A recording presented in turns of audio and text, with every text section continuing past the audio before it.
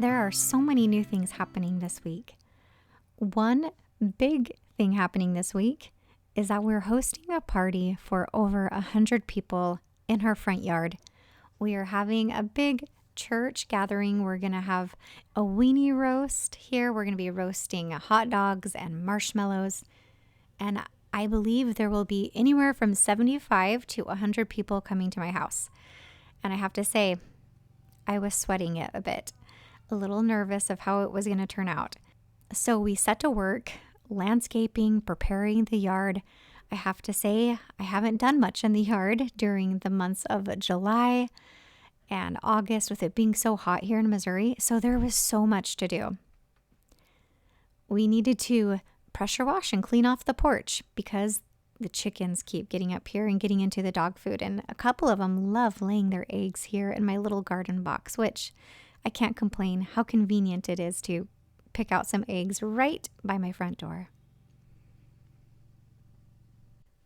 Most of our time was spent weeding and putting in new mulch, taking care of an overgrown berry patch, pulling out poison ivy. And I'll tell you some more about that later. I ended up getting poison ivy all over my arms, and that really set me back later this week, which is why Jaden was making breakfast this morning. He's such a sweetheart. But I wanted to show you guys how I put this porch together. It was put together pretty quick, and I would say on a pretty small budget. We live in farming country, and they mostly grow corn and soybeans.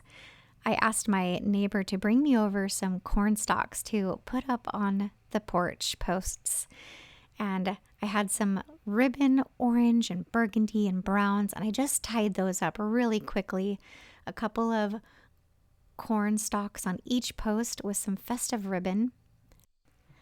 And thankfully, because we live in farming country, I was able to shop around at a lot of the stores, markets, even the Amish markets, and find some really good prices on mums and pumpkins. So I just did a variety of all of the colors of mums and different types of gourds and pumpkins. And yes, this is the chickens. They've striked again and got this beautiful red mum. So we're taking care of the chicken problem. This is a great time of year to let nature do all the talking when it comes to decorating and bringing in all the fall colors and aspects of what's happening in nature. I brought in all of the colors with the mums using burgundy and orange and purples.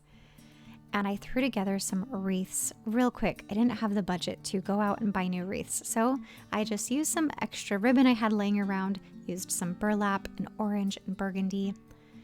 This is our fire pit. And we bought a few bales of straw for extra seating, and I ended up throwing some blankets on those. And we asked our company to bring a lot of their own camping chairs, and that worked out great.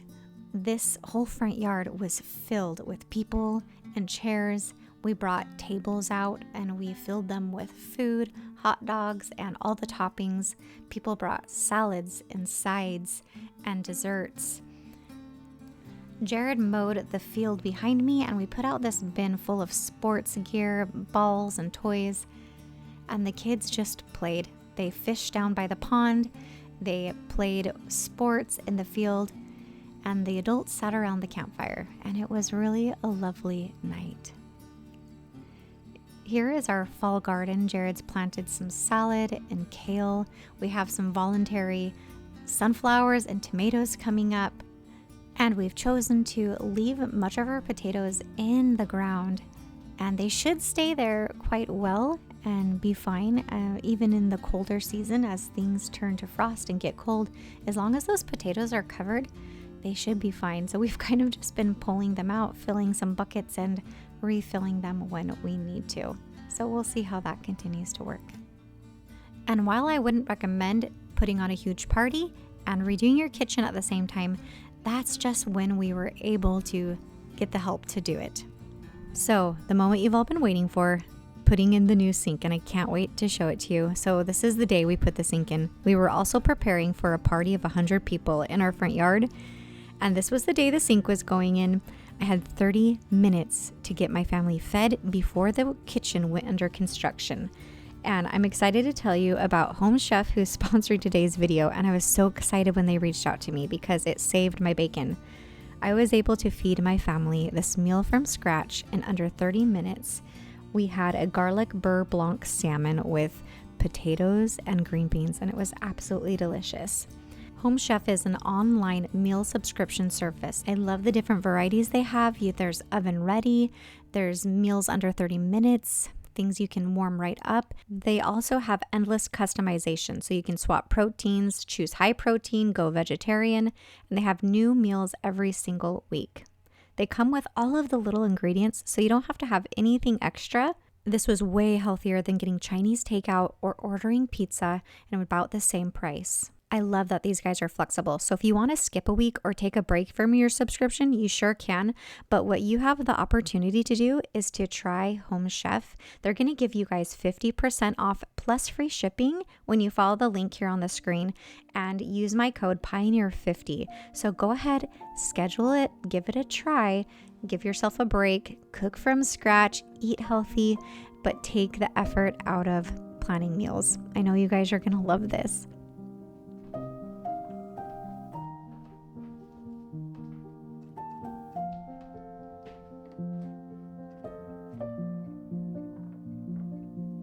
So get one last look at this kitchen the way it used to be.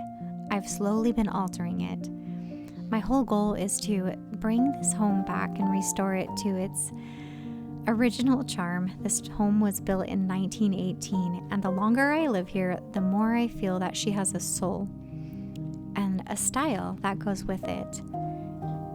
And the more I live here, the more I feel in tune to change certain things and bring in certain pieces. So I have been looking for a vintage sink for quite some time.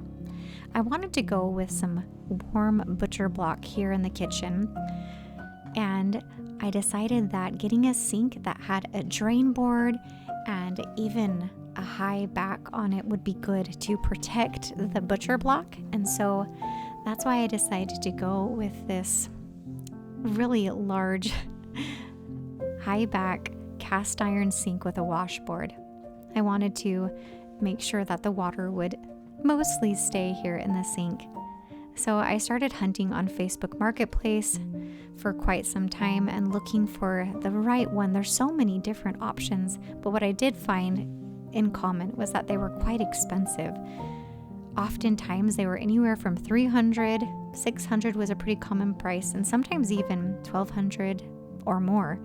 And that's just a price I wasn't willing to pay. But what I have found to be true when I'm looking for the right piece is that if I am patient enough and I wait long enough, the right thing eventually comes along. So I found this sink. It was listed for free and had been sitting in the basement of a 1920 home, and I jumped on it. I knew it was going to go fast, so we went on over there and we hauled it out of the basement. Jared, my 13-year-old son, and I, and it was difficult to pull out of that basement. It is very heavy. It sat around the yard for quite some time until we got around to getting it put into the kitchen. And same thing goes for this butcher block. It's been waiting to be put in. This butcher block is called Spiced. It's acacia wood, and it was in budget. I got it from Lowe's, and I really love the warmth of this wood. And I love how it matches up with our white stove and the white sink. I went with an aged bronze faucet, and I love how it swivels on top and that it comes with a sprayer. And I absolutely love the colors. And so I think putting a brand new faucet on an old vintage sink just really makes it sparkle. I almost feel embarrassed to show you our floor, but hey, this is life and it's not perfect and it's not finished. Last year I pulled up all the tile. There was a huge leak under the floor and a crack in the flooring, which was making all the tile crack. I never got around to putting the last coat on, so we're going with this shabby chic look, and I would like to put another coat of enamel on this flooring and someday probably just put all new flooring in because I'm not quite sure what to do with the crack in the floor, but we'll figure it out. For now, it's lunchtime and we are doing some homeschooling. We need to get lunch on the table pretty quick. Jared's going to be coming home for lunch because he's driving through from a training on his way to school, his work. And so I'm going to be making some tacos. I'm shredding up some radishes, slicing some limes. I had one more Home Chef kit in the fridge, and so it was too tempting just to put together this quick and easy meal. It only takes about 20 to 30 minutes to put these tacos together, and I love all the fresh ingredients, and it's really shown me that I need to broaden my recipe horizons and use some new flavors. So for today, we're just going to be some thinly sliced skirt steak in the cast iron skillet. Right now I'm mixing up some sour cream and some basically taco seasoning with a little bit of salt. And I would have never thought to put together this cream cheese mixture to go in the tacos, but it was a really delicious and rich addition to the tacos. This is the thinly sliced skirt steak. And we're just going to saute this with some cumin and chili pepper, onion powder, garlic powder, salt and pepper. It was really tender and really delicious, and it cooked up really fast.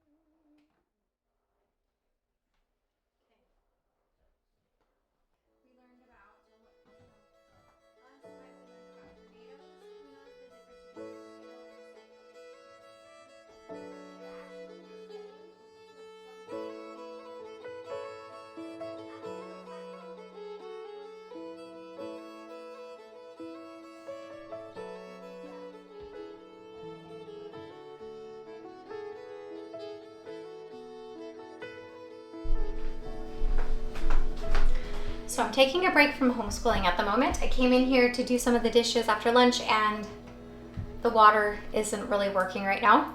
Turns out there's a leak in our rural water system that they're fixing, and hopefully it will get done in time to make dinner. So I thought I would show you guys around the kitchen, share with you some of the ideas that I have for finishing the kitchen off, some of the visions that I have for this kitchen. It's so fun to dream about making the kitchen my very own. What do you guys think about this butcher block? So I put two different finishes on the butcher block. The area around the sink is actually a waterproof seal, has a polyethylene over it. Because it's around the sink, I really wanted it to be waterproof. But over here, where I usually do my prep area, I have a beeswax finish on it. It's this feed and wax, and let me know if any of you guys have butcher block and how you care for it, because this really is my first time having butcher block countertops. But for right now, I've been nourishing the wood with this feed and wax wood polish and conditioner. It has beeswax and orange oil. It smells amazing, but I do have to apply it quite often to keep it pretty waterproof. So this butcher block color is called Spice. I ordered it from Lowe's. And the reason why I went with this rich, warm wood color is because I really wanted it to match the wood tones that are throughout this house. One unique feature about this house, and one of the reasons why I just fell in love with it, is because it has all of its original wood trim and it's never been painted. I mean, what are the chances of wood trim never being painted in a house that's over 100 years old? And I feel like the spirit of this home is just this classy old woman from the early 1900s, and I really want to just keep that charm and be true and honoring that charm of this old house. I think it would be really nice if we opened up this space and made this open shelving right here. Like I said before, this has plates and bowls and some mugs on top, so I think that could look really nice with open shelving. And same thing over here, this just is a cupboard with cups. I think it'd be really nice having some of this beadboard going up all the way. Like I said before, putting the trim around the window and having open shelving here. I could either put brass brackets in the open shelving or just do kind of like all white wood type shelving, so it's kind of all blending into the color of the wall.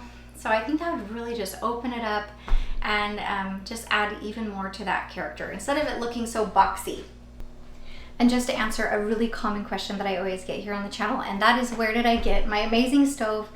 I found this stove on Marketplace, Facebook Marketplace. I was hunting for a vintage but also modern functioning stove. So this is a Canadian-made Elmira stove. It's actually made in the early 2000s, so it has all the electrical technology, of course, of the early 2000s.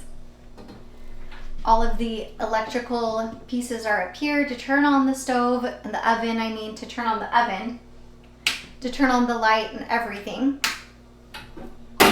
And the units are cast iron, and of course you've seen me cooking in this oven before, but I really do love it. Most of all, I love the character that it brings to the kitchen. I'm actually really excited to share with you guys in an upcoming video. I have something that's going to be happening right here with the art. So I'm going to leave that kind of a secret, a little surprise, but heads up, something new will be coming right here. And I can't wait to show it to you because we have some gorgeous plans for that. I forgot to mention about the paint color. I'm going to paint all of the walls antique white by Sherwin-Williams, but I also am going to be painting the upper cabinets as well. Right now I have Lemony by Magnolia here on the bottom, and I want to be putting that yellow, that warm yellow color on the upper cabinets as well. And I'm also going to be getting rid of this blue cabinet here on the left and probably painting it the lemony as well. But it has been really fun to try out the different colors. For me, I feel like I have to put it up and live in it for a while to know if it's something that I really want. The good thing is that there's no commitment with paint color. You can always change the paint colors of your house. And speaking of living with things for a little while, that's the reason why I've had this one candle here, and it's the only gold one in the kitchen.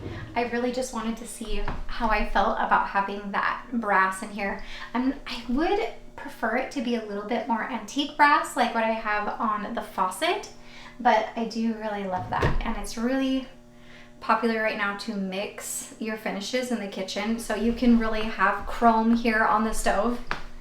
It's this chrome, and you really can have brass, and you know, it's okay to mix and match. And so I think I'm going to be putting antique brass pulls on here, and for the top I'm going to be getting rid of these guys, and I think I haven't quite decided, but I'm definitely going to be putting little knobs up there. It doesn't quite look right with this style of pull sideways on the door, so I think I'm going to be doing some sort of either antique brass pull, or I've even thought about just getting like a really simple wooden pull, putting it here, either staining it a similar color or just painting it this lemony yellow as well, so it's just kind of like blends in, really simple.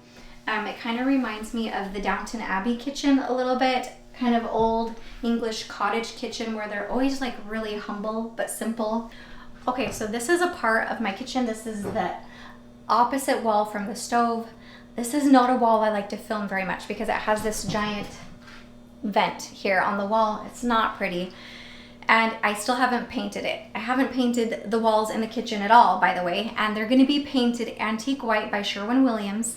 But I really want some of your guys' ideas about this wall, and I'll tell you some of the ideas that I have for it, but I would really love to hear in the comments if you guys have any other ideas of what to do with this big open wall. So on the other side of this wall, there is a staircase. And so if you can imagine, the stairs go up like this, and over here is actually our AC heating unit. And so that's really important. What I was thinking was that we could make an opening here to go underneath the stairs and maybe build a little pantry in there. So I was thinking that if we had a trim piece that goes along the wall right here, maybe with pegs on it, having the beadboard here on the bottom part of the wall, and then creating a door that's bigger. I still don't want like a huge door on this. I don't want it to be all door, but some sort of barn sliding door that is on a hardware that can roll back and forth, and the door has beadboard on it and it looks like it's part of the wall, so it's not really standing out, but something that's functional enough I could go in and out of this easier. Maybe putting my buckets of flour and sugar on little caster wheels or something to slide in and out, and building shelves underneath the stairs to have a little bit of food pantry back there for all of our canning and our bulk foods. And then above, this is where it could be really pretty and artistic with the trim piece, the beadboard here, and then here on the wall, I've actually looked at a few wallpaper samples. I thought about putting wallpaper up here with maybe a plate rack, some sort of pretty display. But like I said, I would really love to know some of your ideas. I need to get cracking on it here pretty soon. The weather's been great. It's perfect for getting the paint sprayer out and getting the cabinets done. I would have done it this week if I hadn't been down with poison ivy earlier this week. I'm finally up and doing stuff. Yeah, that's my ideas for the kitchen. Comment down below what you think. Share your ideas for this blank wall on the opposite side of the stove, and I'm excited about it.